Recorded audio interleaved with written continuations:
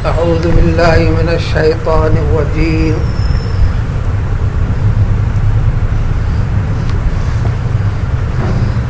ومن لم يؤمن بالله ورسوله فإنا أعتدنا للكافرين سعيرا ولله ملك السماوات والأرض يغفر لمن يشاء ويعذب من يشاء وكان الله غفورا رحيما. یہ دو آیتیں سابقہ آیتوں کی تکمیل ہے. سابقہ گزری ہوئی دو آیتوں میں یہ تذکرہ گزرا تھا. صلح حدیبیہ موضوع بحث تھا. جو مدینے میں تشریف لانے کے بعد نبوت کے 6 سال گزر جانے کے بعد مدینے کے 6 سال گزر جانے کے بعد سن ہجری کے صلح حدیبیہ ہوئی تھی، جو ایک دراصل حکم خداوندی نبی کریم صلی اللہ علیہ وسلم کو ہوا تھا. بذریعہ خواب بتلا دیا گیا تھا کہ مدینے سے پیغمبر صلی اللہ علیہ وسلم صحابہ کرام رضوان اللہ تعالی علیہم اجمعین کے ساتھ مکہ پہنچے ہیں، طواف کر رہے ہیں. پیغمبر کے خواب وہی ہوتے ہیں، یہ ایک حقیقت ہے. اس کے علاوہ بھی جو شخص بھی جس کیفیت میں مکے سے متعلق حرم شریف سے متعلق جس قسم کا بھی خواب دیکھتا ہے، اس کی تعبیر قریب قریب وہی ہے قیامت تک کے لیے، تھوڑے فرق کے ساتھ.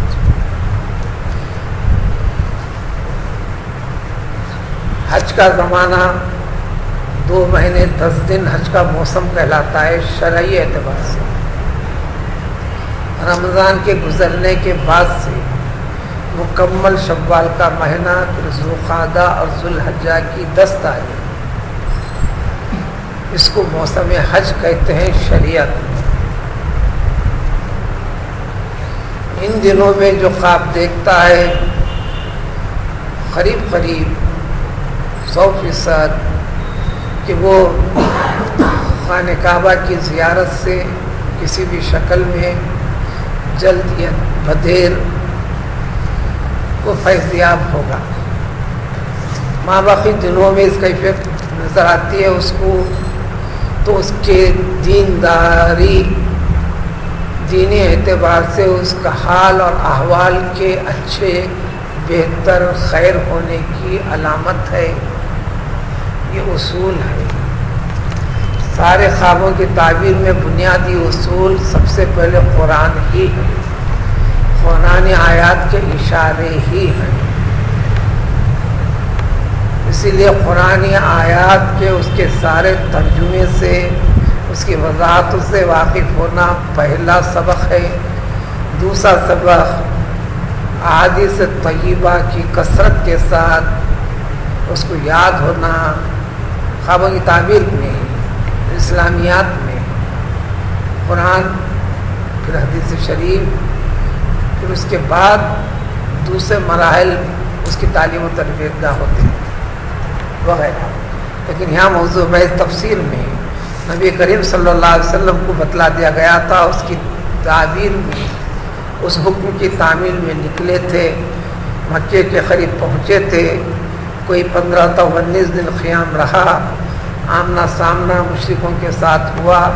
مسلمان لڑنے کے لیے نہیں گئے تھے. صورتحال کا تقاضا یہ ہوتا کہ لڑائی چھڑ جائے تو لڑیں گے. اعلان بھی کر دیے. اسی میں معاہدہ بھی ہو گیا. اسی کا نام ہے صلح حدیبیہ.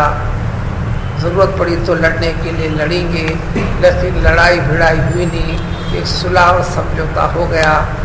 سمجھوتے سے نکلنے کے بعد جنگ میں جانے کا مطلب تھا تو یا تو شہادت کی نعمت سے مستفید ہونا، یا غازی بن کر، کامیاب بن کر، جنگ جیت کر بہت سارے مال و متاع کے ساتھ واپس لوٹ کر آنا. یہی وجہ تھی مدینے کے بہت سارے قبیلے جو کم از کم 6 تا 7 کی تعداد ملتی ہے، انہوں نے حالات کا جائزہ لیا مسلمانوں کا اور مکے اور مکے کے اطراف و اکناف رہنے والی بستیوں کا سیاسی نقطہ نظر سے یہ فیصلہ کیا کہ اس مرتبہ مسلمان کامیاب ہو نہیں سکتے، بلکہ محمد صلی اللہ علیہ وسلم بھی زندہ بچ کر آ نہیں سکتے۔ زیادہ گمان حالات یہی بتاتے ہیں صورتحال کو دیکھنے کے بعد، تو لہٰذا بہانہ کر کر پیچھے ہو جاؤ۔ تو ایسے 7 قبیلے ساتھ دیے بغیر اس میں نہیں نکلے تھے، ان کی سرزنش ہوئی تھی پچھلے برسوں کی گزری ہوئی تفسیر کے اندر، وجہ بتا دی گئی تھی۔ جب واپس لوٹ گئے، واپس لوٹنے کے بعد پھر معذرت خواہی کہہ کر، جھوٹے تعویلات کہہ کر معافی کی درخواست کیے، یعنی تھے تو مسلمان، اسلامیت دل کے اندر اتنی گہرائی سے نہیں پہنچا تھا، کیوں اپنے جان کو خطرے میں ڈالیں سمجھ کر ہیلے بہانے کر کر پیچھے ہو گئے تھے۔ یہ اصول اور ضابطے کے طور پر قرآن نے باقی رکھ دیا قیامت تک آنے والے مسلمان کے لیے۔ دیکھو آگے پیچھے اس قسم کے حالات ہوتے ہیں، عین اوقات میں مرحلے میں جب اسلام و اسلامیت اور مسلمانوں کے بارے میں بات آ جاتی ہے، اس وقت تمہارا کسی قسم کا ہیلا بہانہ جان کے اعتبار سے، مال کے اعتبار سے، اپنے اسباب کے لحاظ سے ذریعہ برابر بھی کر کوشش کر کر تو اپنا ہاتھ پیچھے ہٹاؤ گے، مال کو چھپاؤ گے، تعویلات کرو گے، تو تمہارا دین کے اندر جو مقام ہے ایسا ہی صورتحال تمہارے رب کے پاس ہے جیسا اس کو ذکر کر دیا گیا ہے۔ یہ سبق سکھانے سمجھانے کے لیے ان کی تفصیل گزری، اس کا تکملہ آج کی آیتوں میں ہے۔ دیکھو ایسے لوگ بھی جو ایسا ہو گیا، ایسا ہوتا رہا، ایسا کرتا رہا، مسلمان کہلایا مسلمان، ان جیسے حالات میں اپنے آپ کو آگے نہیں بڑھایا، تعویلات کرتے ہوئے شیطانی وسوسے بہت آتے ہیں، اور شیطان جنات میں سے ہوتا ہے، انسانوں میں سے ہوتا ہے، من الجنتی والناس، تو اس کے لیے موقع بتاتے ہیں۔ وَمَن لَّمْ يُؤْمِن بِاللَّهِ وَرَسُولِهِ، دیکھو اب اس کے بعد بھی کوئی اللہ اور اللہ کے رسول صلی اللہ علیہ وسلم کے ان احکام کے اوپر بتائے طریقوں کے اوپر پورا یقین نہیں رکھتا، ہر حال میں اتباع فرما برداری کو اختیار کر لینا، اس کا نام ایمان ہے۔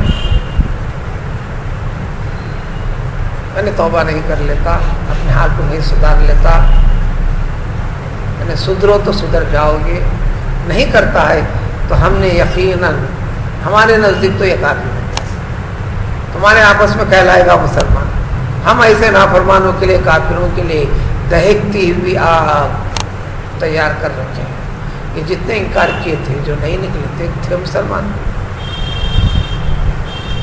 ان کے انکار کی وجہ سے توبہ نہ کرنے پر اللہ فرماتے ہیں ہم ایسے کافروں کو دہکتی ہوئی آگ تیار کر کے رکھے ہیں۔ دنیا تو گزرے گی، کیونکہ وہ ہماری مشیت تکوینی ہے،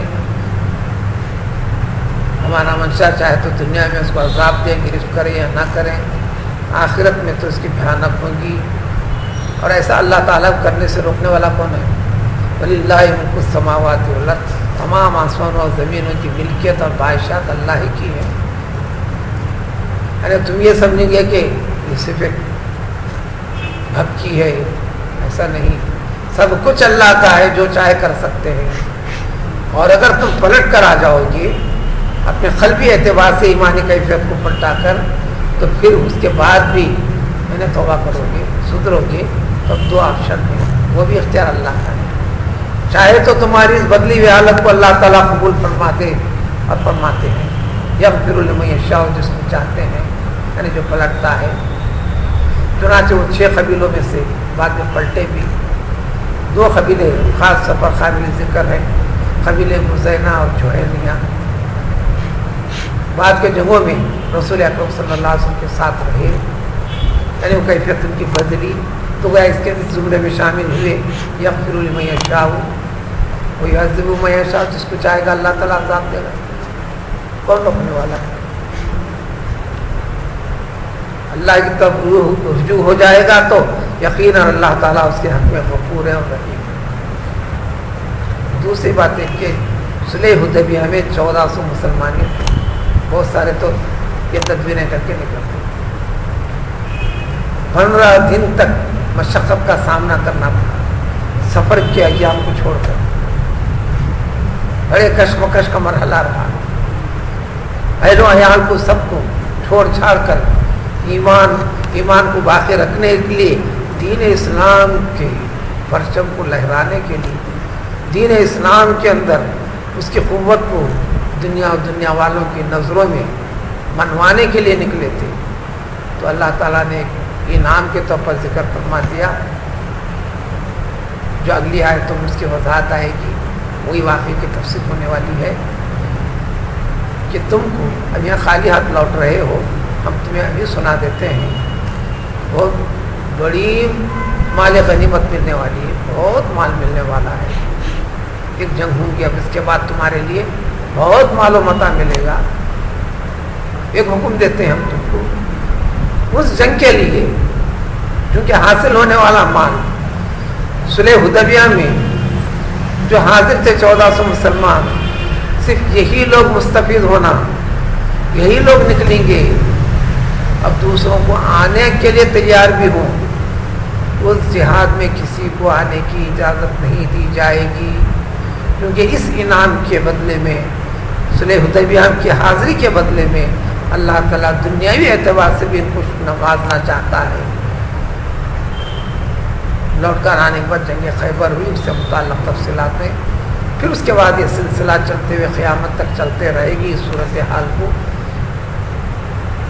یہ سبق سمجھانے پڑھانے کے لیے قرآن کے اس حصے کو رکھا گیا، یہ رکھا گیا اس لیے ہے جتنا آپ کے پاس موجود ہے، جتنا نازل ہوا قرآن، اگر پورا جلدوں میں اگر ہوتا تو ایسے 4 تا 5 قرآن کی وسیع جلدیں ہوتی۔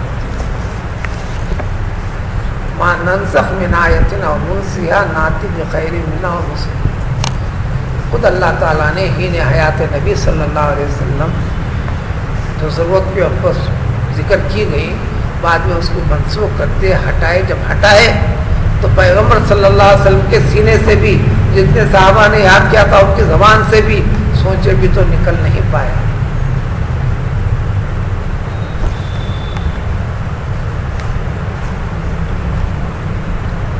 ایسے کئی سورہ طلاق سے 18 آیتوں کے اوپر جب نازل ہوا تھا تو سورہ بقرہ سے بنا تھا، سورہ بقرہ کی 286 آیتیں موجود ہیں، گنتی کے فرق کے لحاظ سے 285 یا 86 جو آپ پڑھتے ہیں اس میں گنتی آپ کو 286 کی آیتوں کی گنتی کا بھی فرق ہے، 285 اور 86 کے درمیان میں 6، تو 286 آیتوں سے زیادہ بڑا تھا۔ اس طرح کئی سورے تھے، تب قیامت تک جو ضرورت ہے، اب کوئی کتاب آنے والی نہیں ہے جو چیزیں رکھیں، ورنہ خالی ترجمہ پڑھتے ہوئے چلیں گے، ایک واقعہ سنا کے چھوڑ دینا چاہ رہے ہیں سمجھیں گے، ایسی بات نہیں ہے۔ ہر آیت میں ایک سبق ہے، جس زمانے کا انسان جب اس کو پڑھ رہا ہے اس وقت کے تقاضوں کو ملحوظ رکھتے ہوئے اس کے اندر اس کے لیے کیا روشنی دینا ہے، کیا تعلیم دینا ہے، کیا سبق دینا ہے۔ تو لہذا ایک شخص زندگی کے اندر اس طرح اپنی گستاخیاں قائلی کرتے ہوئے ایمانی تقاضوں کی تعمیل تکمیل میں پیچھے رہا، اس کے لیے موقع ہے اب اگلے والی زندگی میں تہیا کر لے، یہ توبہ ہے، یہ کہلانے والے مسلمان کو ایمان کی طرف پلٹنے کا راستہ ہے جو آج کی آیتوں میں گزرا ہے۔